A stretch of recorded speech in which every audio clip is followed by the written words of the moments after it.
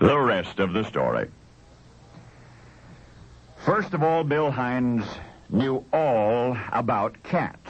His two oldest, 11-year-old Panache and Farouk, age 10, had educated Bill very well. And just in case Bill had forgotten what kittens were like, along came Hobbs, who was now age 2. So, as I say, Bill Hines knew all about cats. At least he was confident that he knew all about cats, until along came Princess. And she is the rest of the story. Princess was a scruffy, lively, half-grown kitten when she arrived at Bill Hines' summer retreat 2 summers ago. For Bill, this farm at the foot of the Virginia Blue Ridge had always been an enchanted place, but now even more so because Princess was here. Obviously intelligent, self-assured, the new kitten adapted quickly to her new home, made friends easily with the big brothers who might otherwise have intimidated her. Bill soon observed Princess's penchant for sucking on things, fabric in particular. He correctly deduced that wherever she came from, she had been too soon deprived of her mother's milk, and so it was perhaps with regard to her past deprivation that Bill grew determined to spoil the pretty little girl cat, and especially to make certain that her diet for the remainder of her kittenhood was as nourishing and as well-balanced as possible. Among the first treats Princess was offered was shrimp. Imagine Bill's surprise. Princess took one look at that delectable meal and turned up her nose and walked away. Well, a finicky idiosyncrasy, thought Bill, and so the next time he returned from a restaurant, he brought with him a carefully wrapped kitty bag leftover morsel of catfish.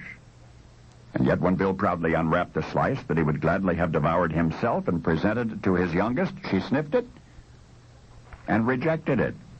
Rejected it!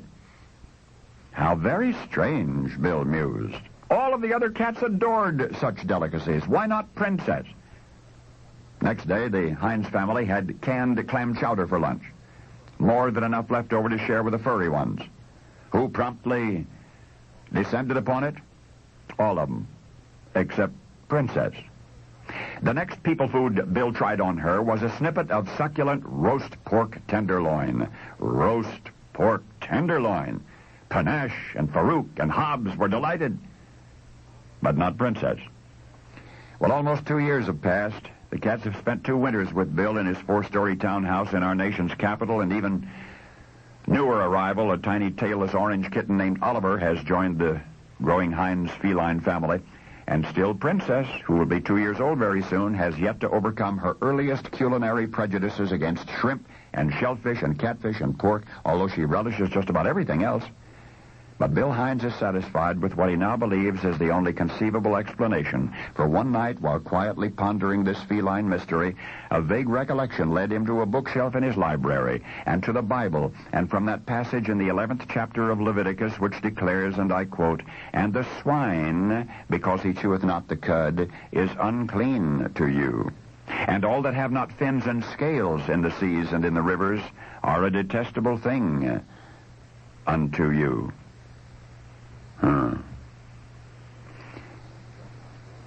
Ladies and gentlemen, Bill Hines, as far as anyone can tell, and for a reason that no one will ever know, is the people papa of the world's only kosher cat. And now you know the rest of the story.